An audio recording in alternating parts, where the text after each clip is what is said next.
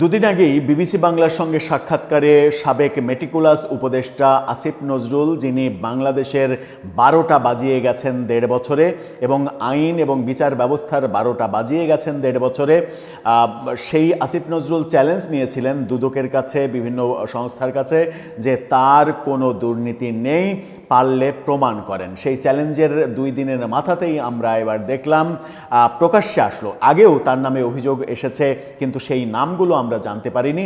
এবার একেবারে প্রকাশ্যে জানিয়ে দেয়া হলো এবং প্রকাশ্যে খবর আসলো আসিফ নজরুলের বিরুদ্ধে শত কোটি টাকার ঘুষের দুর্নীতির অভিযোগ জমা পড়েছে দুদকে এবং দুদকের কাছে এর বিচার চাওয়া হয়েছে। দুদককে তদন্তে নামবে এবং তদন্তে নামলে দুদক যেভাবে শুধুমাত্র অভিযোগের ভিত্তিতে সাংবাদিক আনিস আলমগীরকে শোন অ্যারেস্ট দেখিয়েছিল আদালতকে দিয়ে এবং প্রফেসর ইউনূসের মেটিকুলাস ডিজাইনে, সেরকম অভিযোগের ভিত্তিতে আসিফ নজরুলকে কি গ্রেপ্তার করা হবে? চলুন, কি বলছে গণমাধ্যম, কি খবর এলো গণমাধ্যমে, সেটা একটু জেনে দেখে এই ভিডিওতে থাকবেন পলিটিক্স টিভির নিয়মিত আয়োজনে।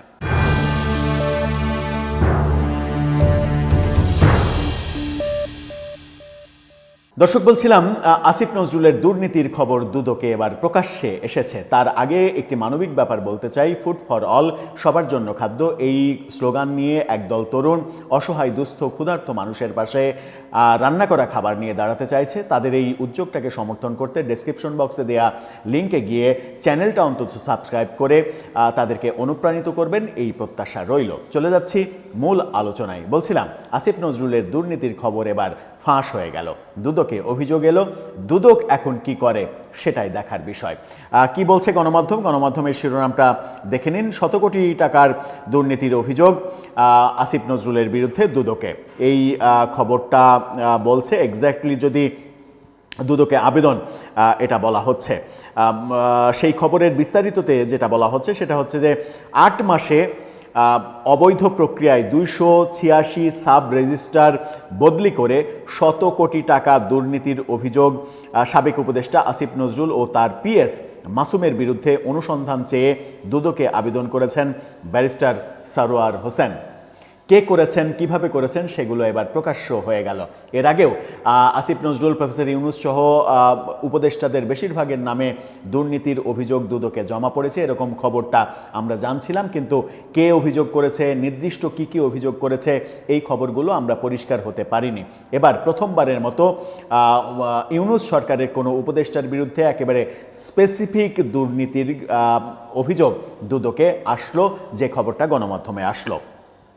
দুর্নীতি দমন কমিশনে আজকে এই আবেদন করা হয়েছে। বিষয়টি ব্যারিস্টার সারোয়ার হোসেন নিজেই নিশ্চিত করেছেন। আবেদনে বলা হয়েছে, একটি দৈনিক পত্রিকায় খবর প্রকাশিত হয় যে অন্তর্বর্তী সরকারের আমলের ৮ মাস আইন মন্ত্রণালয়ে শুধু সাব রেজিস্ট্রার বদলিতেই ঘুষ লেনদেন হয়েছে শত কোটি টাকা। তৎকালীন আইন উপদেষ্টা আসিফ নজরুলের আমলে সাব রেজিস্ট্রার বদলির ক্ষেত্রে কোনো ধরনের নীতিমালা মানা হয়নি, এমন অভিযোগও তুলেন আবেদনকারী আইনজীবী। এছাড়া পত্রিকায় প্রকাশিত হয়, বদলির নীতিমালা অনুযায়ী সাব রেজিস্ট্রার পদে বদল পদায়নে নীতিমালার তোয়াক্কা করা হয়নি। আসিফ নজরুলের বিরুদ্ধে সাব রেজিস্ট্রি অফিস নিয়ে এই যে দুর্নীতি, শত কোটি টাকার বাণিজ্য, এই অভিযোগ যখন আসছে তখন আসিফ নজরুল আইন উপদেষ্টা থাকাকালীন আন্তর্জাতিক অপরাধ ট্রাইব্যুনালে হাজার হাজার কোটি টাকা ঘুষ লেনদেন হয়েছে, যেগুলো আমরা দেখেছি, মানে অভিযোগ করতে দেখেছি। এবং মানে ওই চৌধুরী আবদুল্লাহ আল মামুন, হাসিনা সরকারের যে পুলিশ প্রধান, তাকে রাজসাক্ষী করার বিনিময়ে এবং তাকে সাজা কম, মাত্র ৫ বছরের সাজা, যখন শেখ হাসিনার মৃত্যুদণ্ড, তখন আবদুল্লাহ আল মামুনের মানে একই অপরাধ করে ৫ বছরের সাজাতে নিয়ে আসা, এর বিনিময়ে হাজার কোটি টাকার লেনদেন হয়েছে।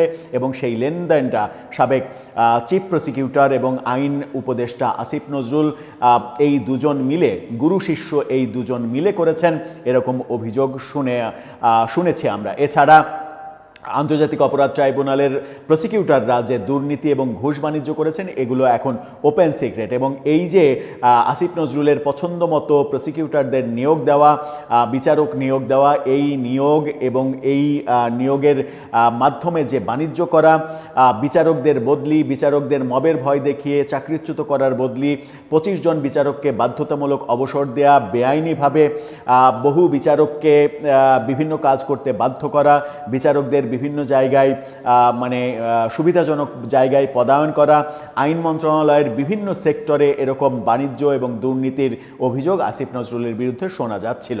এবার একটি বিষয়ে স্পেসিফিক আবেদন আসলো, দেখার বিষয় দুদক এই ব্যাপারে তদন্ত করে কিনা, নাকি দুদক প্রমাণ করবে যে রাজার বেলায় এক আইন, প্রজার বেলায় এক আইন, মানে ওই দাসীর বেলায় এক আইন, মানে মৌলবীর বেলায় এক আইন, এই ব্যাপারগুলো যেটা আফগানিস্তানে আইন হিসেবে পাশ হয়েছে সেই পদ্ধতিতে দুদকও নিজেদেরকে প্রমাণ করবে কিনা সেটাই এখন দেখার বিষয়। দর্শক, আপনার কাছে কি মনে হয়? বিশ্বাস হয় মেটিকুলাস আসিফ নজরুল এই শত শত হাজার হাজার কোটি টাকার দুর্নীতি করেছেন?